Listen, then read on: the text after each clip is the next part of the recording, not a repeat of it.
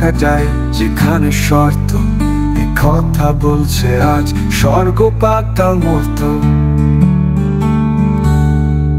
আসুন সৌন্দর্যের গল্প শুনি, স্বাস্থ্যের নীতি কথা মানি, সমাজ মাধ্যম থেকে সেসব জানি।